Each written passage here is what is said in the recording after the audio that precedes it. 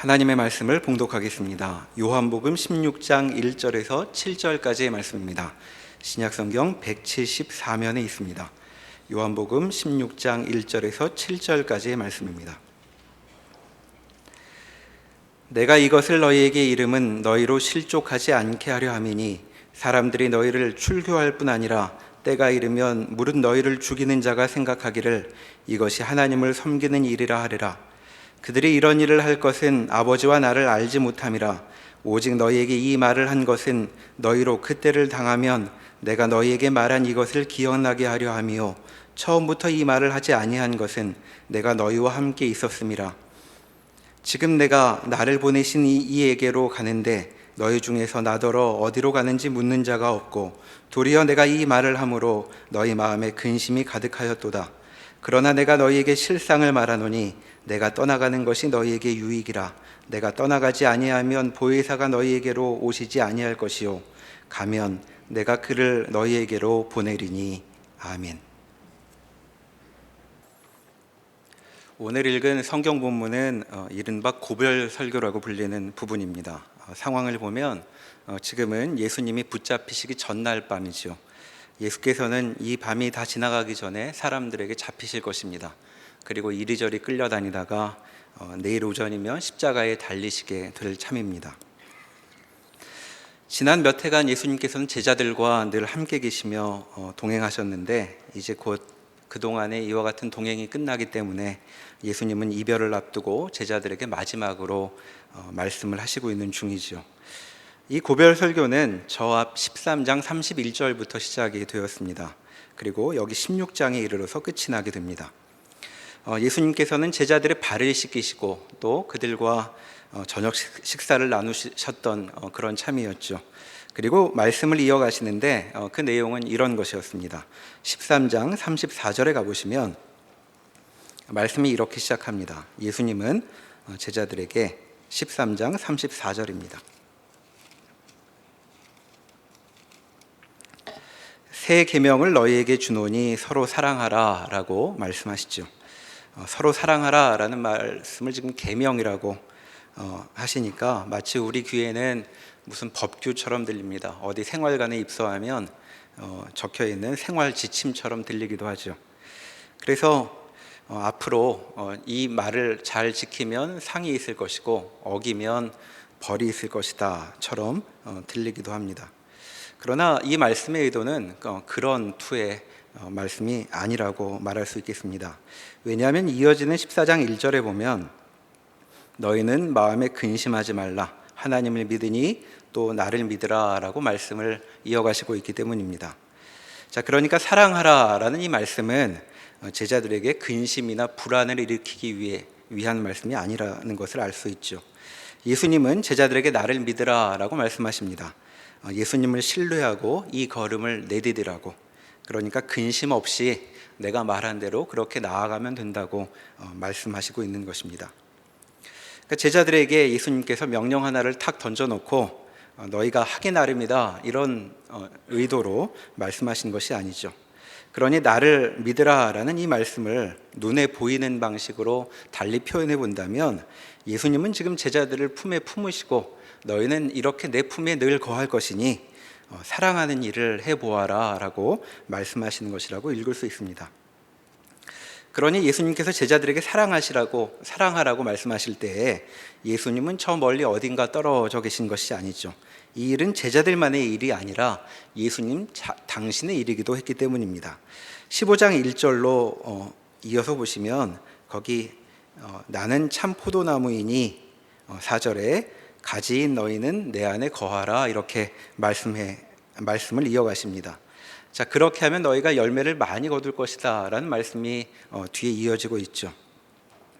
이 말씀도 앞에서 하신 말씀을 염두에 둔다면 제자들에게 열매를 많이 맺어라 많이 맺게 될 것이라는 이 말씀 역시 너희는 열매를 맺어야 할 임무를 갖고 있으니 잘해보아라 라는 말씀이 아니라고 읽을 수 있습니다. 나무인 내가 가지인 너희에게 양분이랑 물이랑 필요한 것들을 다 잘 공급할 터이니 너희가 열매를 맺게 될 것이다 라는 말씀인 것이죠. 그리고 이 열매는 너희만 맺는 것도 아닙니다.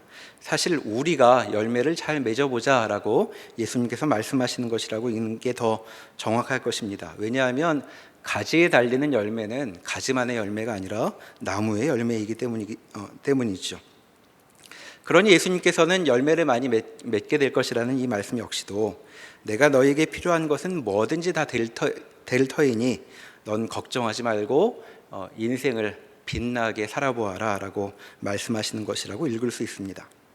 너희가 무엇을 이루든 그 좋은 것들은 나에게도 기쁨이요 영광이 될 것이다 하는 말씀인 것이죠. 자, 보통 이런 식의 말은 우리가 살면서는 부모가 자식에게나 할 수 있는 말입니다. 그렇게 보면 지금 제자들을 향해 예수님께서 하시는 말씀은 제자들이 기대하고 예상했던 것을 뛰어넘는 수준이라고 말할 수 있겠습니다. 또 15장 14절로 가보시면 거기 이렇게 말씀하시죠. 너희는 내가 명하는 대로 행하면 곧 나의 친구라. 이제부터는 너희를 종이라 하지 아니하리니 라고 말씀하십니다. 자, 이 말만 뚝 떼서 보면 뭘 좀 잘 해보아야, 제대로 해야 내 친구로 삼겠다라는 말씀처럼 들립니다. 하지만 우리가 지금까지 살펴본 맥락을 염두에 둔다면 포도나무인 그분은 제자들을 가지, 곧 당신과 마찬가지의 존재로 대하시고 있는 것을 알 수 있죠. 그러니까 예수님께서는 지금 이들과 같은 부류가 되시기로 한 것입니다. 흔히 듣는 말로 운명을 같이 하시기로 한 것이죠. 그러니까 너희는 나의 친구라 라는 말은 친구가 될지 아닐지를 너희가 결정하라 라는 뜻과는 거리가 있는 말씀이라고 말할 수 있겠습니다. 자, 그렇게 말씀하신 후에 15장 17절에 가시면 처음 하셨던 말씀으로 되돌아갑니다. 내가 이것을 너희에게 명함은 너희로 서로 사랑하게 하려 함이라. 자, 이 고별 설교 내내 예수님은 사랑에 대해 말씀하고 있었습니다. 너희가 서로 사랑하여라. 내가 다 책임질 터이니 그리고 너희를 도와줄 것이니 너희가 그렇게 사랑하며 살아도 된다. 그렇게 내가 너희를 친구로 여겨 너희도 사랑할 것이니 너희도 사랑하여 나와 같은 부류에 속하자라고 지금 제자들을 초대하고 계신 것이죠. 그러니까 지금 이 사랑하라는 말씀은 이름은 계명이라고 붙었으나 이 사람들을 아주 많이 사랑하는 분이 하시는 말씀이라고 읽을 수 있는 것입니다. 우리 인생에서 자주 경험하지 못하는 그런 대화라고 말할 수 있겠습니다. 앞에서도 비유했듯이 마치 부모가 자식을 앞에 앉혀놓고 내가 가진 걸 다 써서라도 너를 도와줄 것이니 어디 가서도 주눅 들지 말고 당당히 잘 살아보아라 같은 말씀으로 이 고별 설교의 내용을 시작하고 계신 것이죠. 그 정도의 장면을 비유해 보아야 예수님께서 지금 말씀하시고 있는 이 분위기를 읽을 수 있는 것입니다. 그리고 이런 분위기 속에서 고별 설교는 종반부로 접어들게 되죠. 바로 이어지는 15장 18절부터가 고별 설교의 이제 뒷부분으로 넘어가게 되는 것입니다. 자, 이렇게 시작이 됩니다. 세상이 너희를 미워하면 너희보다 먼저 나를 미워한 줄 알아라. 이렇게 시작해서 15장 마지막까지 계속되는 말씀은 세상이 너희를 미워할 것이다. 그것은 세상이 나를 미워하기 때문이다 라는 말씀을 해가시죠. 이제 제자들은 미움받는 인생을 살게 될 것입니다. 제자들에게, 그리고 예수님께서는 그 이유를 누누이 말씀하고 계신데 사실 제자들로서는 왜 미움을 받는지보다 미움을 받게 된다는 사실이 더 크게 다가왔겠죠. 앞에서 예수님은 제자들을 당신과 동류로 여기고 계셨기 때문에 제자들이 예수님이 겪을 일을 함께 겪는 일은 당연히 따라올 일이라고도 말할 수 있을 것입니다. 자, 그런데 계속 이어지는 예수님의 말씀을 보면 제자들을 향한 세상의 미움은 그래도 이 세상에 예수님의 제자로 사니 미움을 받겠구나, 감수하고 살아야지 라고 말하기에는 정도가 지나치다고 하는 사실을 발견하게 됩니다. 16장 1절에 보면 너희로 실족하지 않게 하려고 이 말씀을 이어가신다고 말씀하고 있습니다. 자, 실족하지 않게 하려 한다는 말은 넘어갈 수 있다는 것이죠. 그러니까 넘어질 가능성이 있다는 것입니다. 좀 참으면 어떻게든 이 일을 벗어날 수 있는 것이 아니라 늘 넘어져서 쓰러질 가능성이 있는 상황이라고 말씀하시는 것이죠. 그리고 앞으로 어떤 일이 일어날 것인지 2절부터 이어가는데 이렇게 말씀하십니다. 사람들이 너희를 출교할 뿐 아니라 때가 이르면 물은 너희를 죽이는 자가 생각하기를 이라고 말씀을 시작하시죠.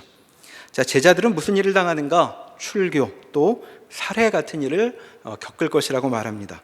자, 출교란 회당에서 내쫓기는 것을 말합니다.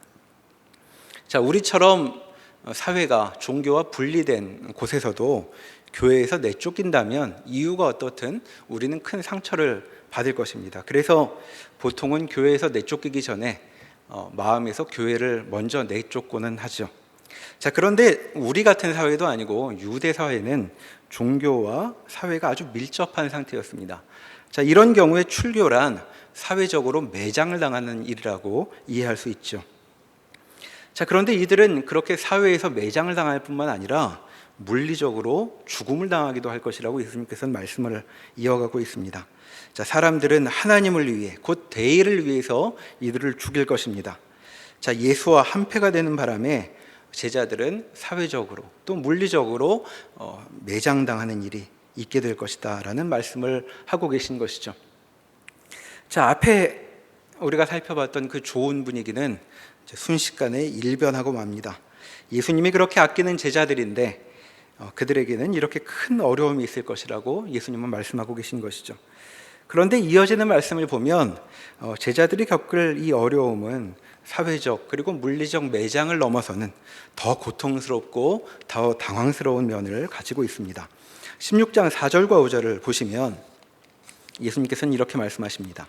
오직 너희에게 이 말을 한 것은 너희로 그때를 당하면 내가 너희에게 말한 이것을 생각나게 하려 함이요 처음부터 이 말을 하지 아니한 것은 내가 너희와 함께 있었음이라.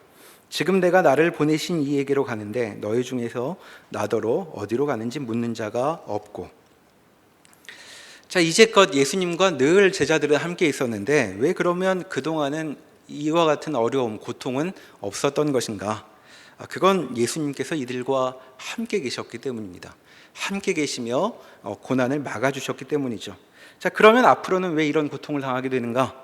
예수님의 말씀을 읽어보면 그것은 앞으로 더는 막아줄 분이 이들과 함께 계시지 않기 때문입니다.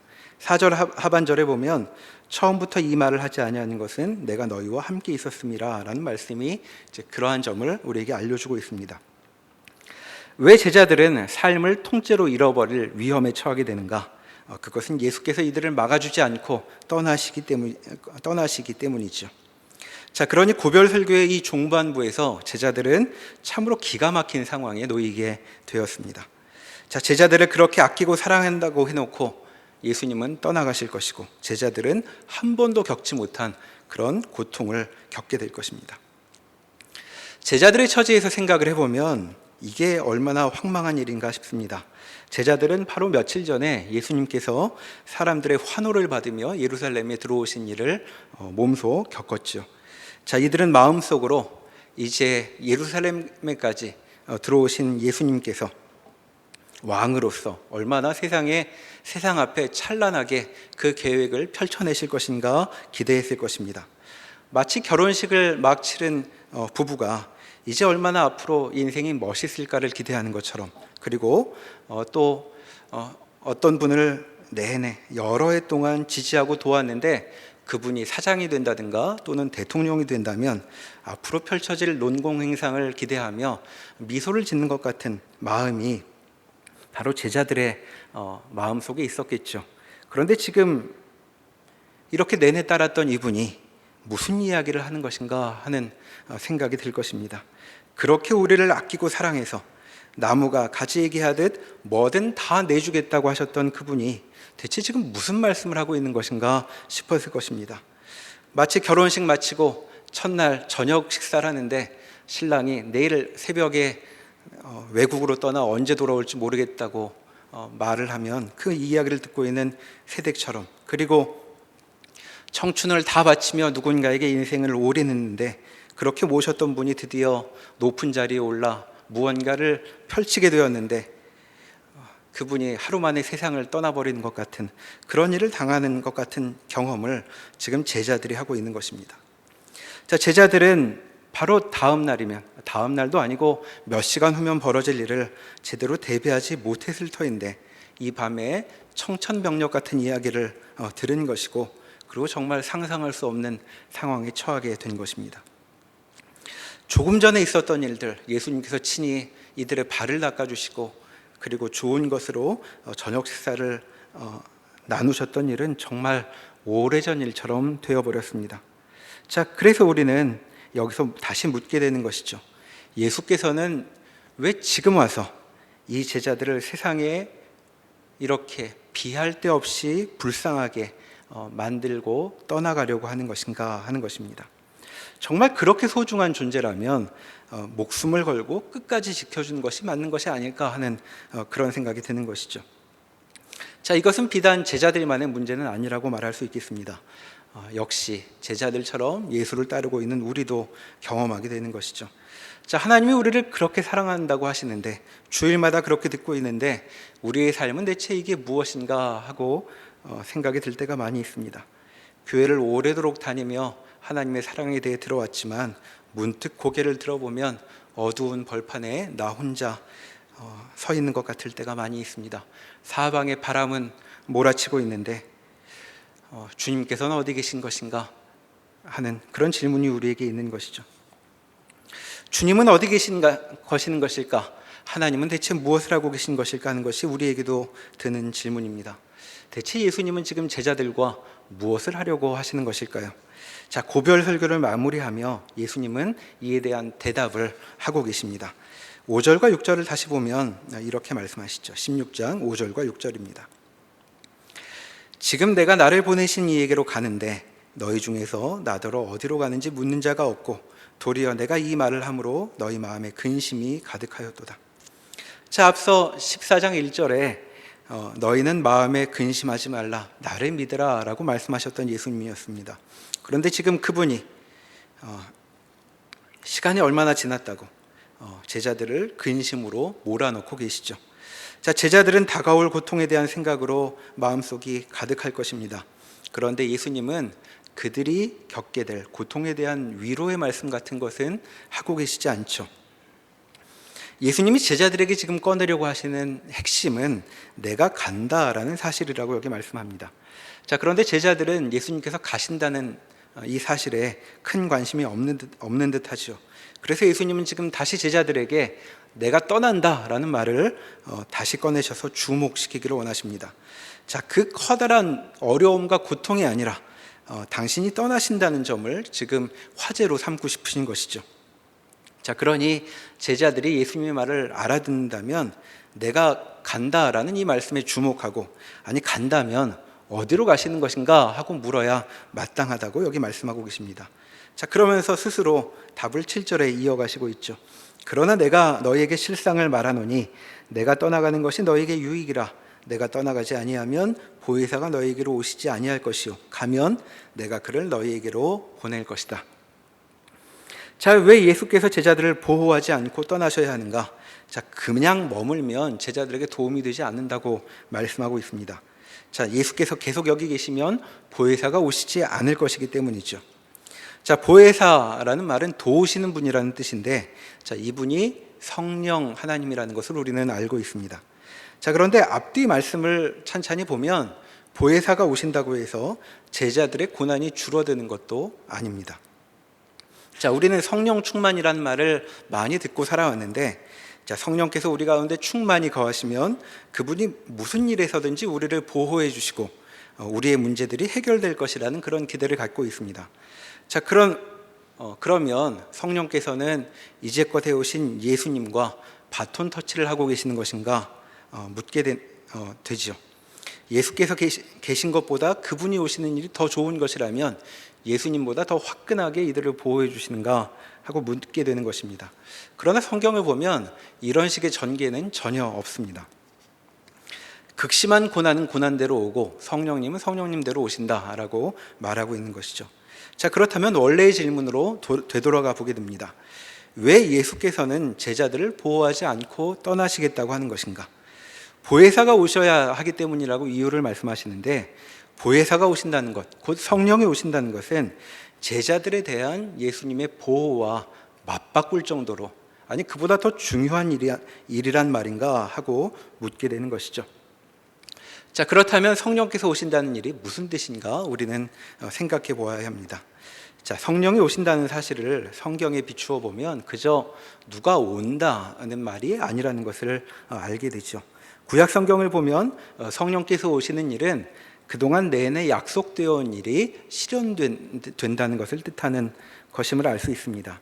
예를 들어 에스겔 36장을 함께 살펴보시겠습니다. 구약 성경 에스겔 36장, 구약 성경 1207면 어간에 있습니다. 1207면 에스겔 36장 24절입니다. 에스겔 36장 24절. 자, 거기서 몇 절 제가 읽어보겠습니다.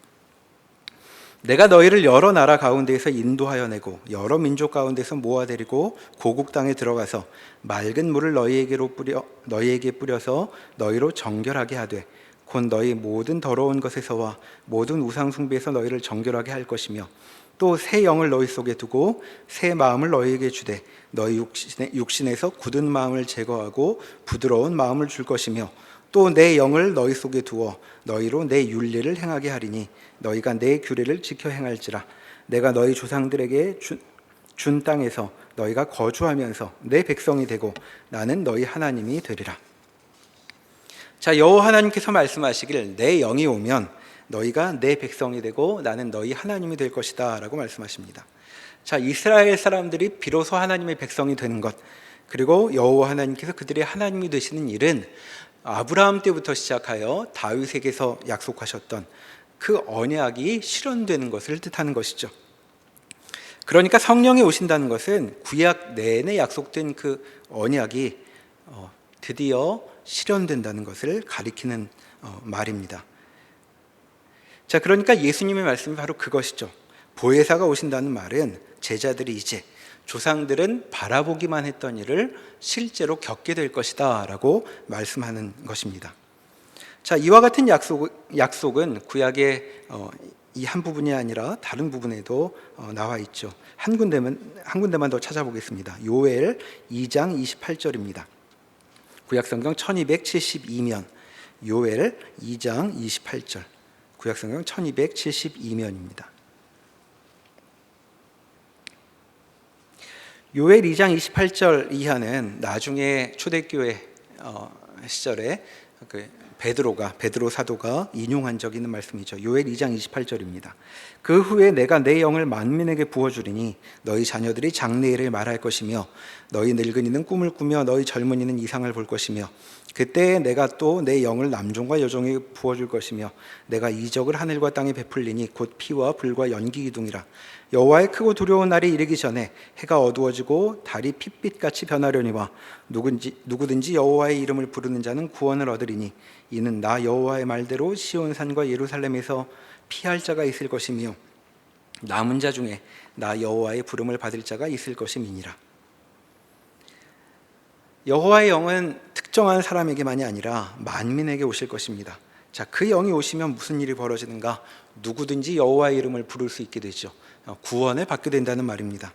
자, 이와 같은 구약 성경의 말씀을 보면 보혜사가 오시는 일은 누가 온다더라 같은 소식이 아니죠. 이것은 약속과 예언이 드디어 이루어지게 된다는 것을 뜻하는 말입니다. 자, 그렇다면 다시 요한복음 본문으로 돌아와 보면 예수님의 이와 같은 말씀을 보며 우리는 이런 질문을 이어가게 됩니다. 자, 그렇다면 예수께서는 지금 이렇게 영광스러운 때가 드디어 이르렀다고 말씀하시는데 이런 때에 그동안 내내 계시다가 예수님은 대체 어디로 가시겠다고 말씀하시는 것인가 하는 질문입니다. 자, 예수님은 지금 떠나겠다고 하는 말씀을 제자들에게 여러 차례 하시는데 말씀이 좀 혼란스럽게 다가옵니다. 16장 5절로 다시 가보시면 지금 내가 나를 보내신 이에게로 간다라고 말씀하십니다. 그러니까 이제부터는 너희와 함께 있지 않을 것이니 보혜사를 보낸다라고 말씀하셨죠. 그런데 앞에 조금 앞으로 넘겨보면 14장 18절을 가보시겠습니다. 요한복음 14장 18절입니다. 자, 거기에 이렇게 말씀하시죠. 내가 너희를 고아와 같이 버려두지 아니하고 너희에게로 오리라. 조금 있으면 세상은 다시 나를 보지 못할 것이로되 너희는 나를 보리니 이는 내가 살아있고 너희도 살아있겠습니다. 자, 가기는 가는데 돌아오겠다고 지금 말씀하고 있는 것이죠.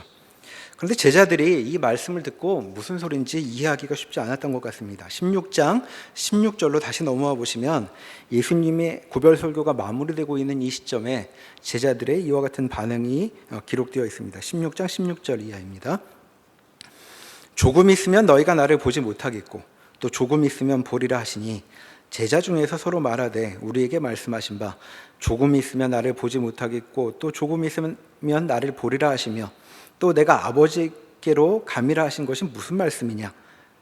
또 말하되 조금 있으면이라 하신 말씀이 무슨 말씀이냐? 무엇을 말씀하시는지 알지 못하겠노라 하거늘. 자, 제자들이 서로 예수님의 말씀을 듣고 지금 서로에게 수군거리고 있는 중이죠. 예수님의 말씀을 듣고 갈피를 잡지 못하겠다고 이야기하고 있는 것입니다. 마치 유언과도 같은 고별 설교 자리인데 지금 전달이 잘 안 되고 있는 것 같습니다. 자, 이런 장면에서 예수님과 제자들을 보며 우리는 이런 생각을 해볼 수 있죠. 지금 예수님께서는 갔다가 오시겠다고 이야기를 합니다. 그런데 내가 없으면 너희는 고난을 받을 거라고도 말씀하시죠. 예수님 말씀만 보면 금방 오실 것 같습니다. 만약 금방 올 일이라면 뭘 이렇게 간다는 이야기를 누누이 하시는 걸까 싶은 생각이 듭니다. 엄마가 아이를 두고 외출을 하기로 한 경우에 만약 아이가 학교 간 다음에 외출을 해서 하교하기 전에 들어온다면 엄마는 아이에게 내가 외출할 거다라는 얘기를 길게 하지 않을 것입니다. 왜냐하면 아이에게는 그 일이 별로 중요하지 않기 때문이죠. 그러니 예수님은 보통의 경우라면 떠났다가 금방 오실 거라면 떠날 얘기를 이렇게 유언과도 같은 자리에 강조하실 필요는 없어 보입니다. 자, 그런데도 이 이야기를 계속하신 걸 보면 이 점을 이 촉박한 시간에 제자들에게 분명해 둘 필요가 있었다고 우리는 짐작해 보게 되는 것이죠. 자, 제자들은 지금 도무지 갈피를 잡지 못하며 예수님의 말씀을 듣고 있습니다. 하지만 우리는 지금 예수께서 무엇 하러 이들을 떠나시는 것인지 알고 있죠. 자, 예수께서는 16장 5절에서 말하든 나를 보내신 이에게로 간다 고 말씀합니다. 자, 아버지에게로 가신다고 뒤에 또 말씀하시고 있죠. 자, 그러나 이후 상황을 보면 예수님께서는 아버지에게로 곧바로 가시지 못합니다. 자, 그분을 기다리고 있는 것은 십자가이기 때문이죠. 자, 그러니까 지금 제자들에게 너희에게 큰 고난이 있을 것이라고 말씀하셨는데 사실 진짜로 큰 고난을 당하실 분은 제자들이 아니고 예수님이셨습니다. 자, 그러니까 예수님은 지금 제자들을 너희는 큰 고난을 출교와 살인의 위험 속에 버려두고 나는 떠난다라고 말씀하시며 혼자서만 몸을 피하시는 것이 아니죠. 자, 예수님은 지금 언약이 실현될 수 있도록 곧 제자들이 구원을 받을 수 있도록 고난 한복판으로 직접 뛰어드시는 것입니다. 자, 그러시느라 그런 일 때문에 예수님께서는 제자들과 함께 하실 수 없는 것이죠. 자, 여기서 우리는 예수님의 마음을 한번 생각해 볼 필요가 있겠습니다. 지금 떠나겠다는 이야기를 자꾸 하고 계신데 예수님은 제자들을 떠나고 싶으셨을까 하는 것이죠. 제자들을 지금 목숨도 버릴 수 있는 친구로 사랑하신다고 예수님은 말씀하셨습니다. 자신을 남으로써 가지들인 제자들과 그렇게 긴밀히 연결되어 있다고 말씀하시죠. 자, 이런 분이라면 사랑하는 이들이 어려움을 당하게 될 것을 안다면 절대 그들을 떠나려고 하지 않을 것입니다. 우리라도 그렇지 않겠습니까? 우리가 참으로 아끼고 사랑하는 이가 있는데 누가 그를 그냥 버려두고 떠나고 싶겠습니까? 더더군다나 그가 큰 고난을 앞두고 있다면 우리는 절대 그렇게 나 혼자 떠나 그를 어려움 속에 방치하지 않으려고 하겠죠. 자, 그러나 예수께서는 떠나셔야 했습니다. 떠나셔서 그들을 위해 더 큰 고난을 당하셔야 했던 것이죠. 그러니까 지금 예수님은 정말로 떨어지지 않는 그런 발걸음으로 제자들에게서 멀어지실 것입니다.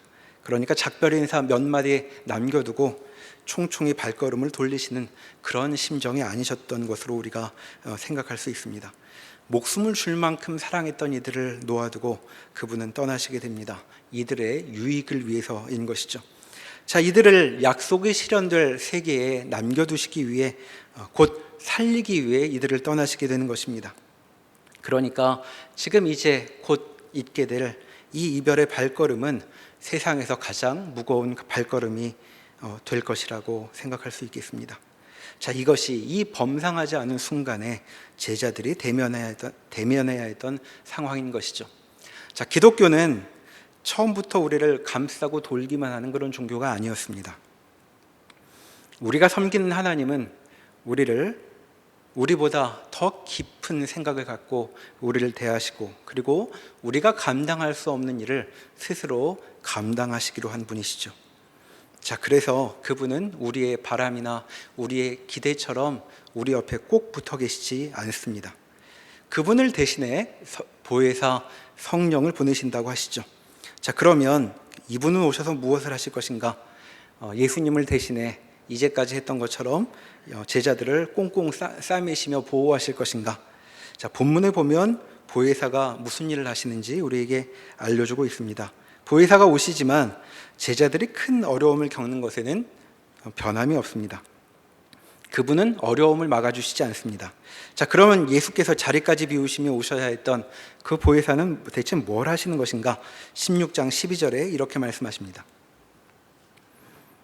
내가 아직도 너희에게 이를 것이 많으나 지금은 너희가 감당하지 못하리라. 그러나 진리의 성령이 오시면 그가 너희를 모든 진리 가운데로 인도하시리니 그가 스스로 말하지 않고 오직 들은 것을 말하며 장래 일을 너희에게 알리시리라. 자, 우리 기대와는 다르게 보혜사 성령께서 주로 하시는 일은 진리를 알려주시는 일이 될 것이라고 말씀합니다. 자, 왜 우리가 바라는 보호는 안 하시고 진리를 알리려고 하시는 것일까 싶습니다. 자, 우리가 잘 아는 말이 있습니다. 진리가 밥 먹여주냐. 자, 예수님께서는 지금 제자들에게 무엇이 필요하다고 진리를 알려준다는 성령을 보내신다고 하시는 것인가? 예수님의 말씀에 따르면 제자들에게 필요한 것은 목숨을 부지하게 해주는 것, 그들을 연명하게 하는 것 같은 것이 아니었다고 말씀합니다. 자, 우리도 이것을 알고 있습니다. 남보기에 부러울 만큼 사는 사람들이 인생을 곤고하다고 느끼는 이유가 있습니다. 왜냐하면 우리가 필요한 것을 채운다고 해서 우리 인생에 빛이 들어오지 않는다는 것을 알고 있기 때문입니다. 자, 제자들은 진리를 알아야 했습니다. 자, 이것은 무슨 뜻일까요? 자, 진리를 안다는 것, 그것은 자신이 어디에 서 있는지를 안다는 것을 뜻합니다. 내게 벌어지는 그 많은 일들이 대체 무슨 뜻이 있는 것인지를 아는 것이죠. 자, 예수께서는 공생의 기간 내내 사람들이 예수님으로부터 치료를 경험하기 위해, 기적을 경험하기 위해 몰려들 때 누누이 하신 바가 있습니다. 내가 하는 일은 사람들을 고치는 것이 아니라 가르치는 것이다 라고 말씀하며 그들을 피하시기도 했죠. 자, 보혜사께서도 그렇게 하실 것입니다. 자, 왜냐하면 하나님은 우리에게 알려줄 진실이 많으시기 때문이죠. 대체 이 모든 것이 무슨 의미가 있는 것인지, 무슨 뜻이 있는 것인지, 내가 살아가고 있는 이 인생은 어떤 뜻 가운데 있는 것인지, 그와 같은 진실을 하나님께서는 우리에게 알려주고 싶어 하십니다. 그리고 우리도 이 진리로 초대받은 것이죠. 자, 우리에게 무슨 일이 벌어지고 있는 것인지 진리의 성령께서 알려주신다고 말씀합니다. 자, 그러니 예수님이 제자를 떠나신 것이 무엇인지 이제 진리의 성령께서 알려주실 것입니다. 예수님께서 떠나가신다는 것이 그저 그분의 안위를 위해서가 아니라는 사실을 알려주실 것입니다. 예수님의 용건 때문에 이들을 떠나시는 것이 아니라는 것을 제대로 알려주실 것입니다. 제자들에게 최고의 것을 선사하기 위해, 이들에게 구원을 주시기 위해 그분께서 목숨을 바치신다는 사실을 이 진리의 성령께서 알려주실 것입니다. 그렇게 진리는 이들에게 벌어지는 일이 무엇인지를 알려주는 일인 것이죠. 자, 그러니 이와 같은 예수님의 말씀을 비추어 우리의 신앙의 현실을 돌아볼 수 있겠습니다. 자, 우리가 홀로 있다고 느낄 때 하나님은 대체 무엇을 하고 계실까요? 그분은 우리를 떠나 이제 한숨 돌리며 퇴근하신 것이 아닙니다. 그분 좋은 것을 만끽하시려고 우리를 떠나신 것이 아니죠. 자, 그분은 우리를 몹시도 사랑하십니다. 우리를 살리기 위해서라면 무엇이든지 다 내줄 수 있는 분이셨다고 성경은 말하고 있죠. 지금도 우리를 몹시 사랑하는 그분은 우리에게 유익이 있게 하기 위해 우리를 떠나고 계신 것입니다. 그러니 우리는 지금 여기 버려져 있는 것이 아닙니다. 우리를 참으로 사랑하시는 분은 우리를 위해, 우리를 여기에 굳이 놓아두시고 어디선가 우리를 위해 당신의 일을 하고 계신 것이죠. 그리고 이와 같은 진실을 보혜사께서 우리에게 알려주실 것입니다. 거센 바람 속에 나 혼자만 남겨진 것처럼 느껴진다면, 어디로 가야 할지 도무지 알 수 없어 당황스럽다면, 바로 보혜사 진리의 성령께서 우리에게 진실을 가르쳐 주시기를 기도해야 할 시간일 것입니다. 보혜사께서 우리에게 임하셔서 일하실 때 우리는 우리 인생의 진실을 깨닫게 될 것입니다. 우리를 그토록 사랑하는 분이, 우리를 사랑하셔서 우리를 여기 놓아둔 분이 과연 무엇을 하고 계시는지 우리는 이분이 가르쳐 주실 때에 영혼과 온몸으로 그 진실을 체감하게 될 것입니다. 자, 그리고 그렇게 깨닫게 될 때에 우리에게 갑갑하고 두려운 현실은 더 이상 피하고만 싶은 당황스러운 오늘이 아니라 신비에 둘러싸인 성스러운 시간이라는 사실을 깨닫게 될 것입니다. 아무쪼록 우리가 어떤 상황에 있든 보혜사께서 우리 가운데에도 역사해 주시기를 늘 힘껏 기도하는 우리 모두가 되기를 소망합니다. 기도하겠습니다. 하나님 아버지, 우리는 우리를 위해 하나님께서 행해 주시기를 바라는 것들이 많이 있지만 늘 그렇듯 하나님은 우리보다 더 많이 생각하시고 더 많이 일하시는 분이십니다. 하나님이 우리 가운데 가까이 계신다고 느껴질 때에든 아니면 멀리 계신다고 느껴질 때에든 하나님께서 갖고 계신 우리를 향한 사랑은 변함없으며 나날이 더욱더 커져가고 있다는 사실을 말씀을 통해 기억해 봅니다. 하나님, 우리 가운데 임한 주의 사랑을 깨닫는 지혜를 저에게 허락하여 주십시오. 성령 하나님께서 저에게 역사하셔서 우리의 인생이 무엇인가, 우리의 현실이 무엇인가, 우리가 대체 어떤 자리에 놓여 있는가를 깨닫는 큰 은혜를 저에게 허락하여 주시기를 구합니다. 예수님의 이름으로 기도합니다. 아멘.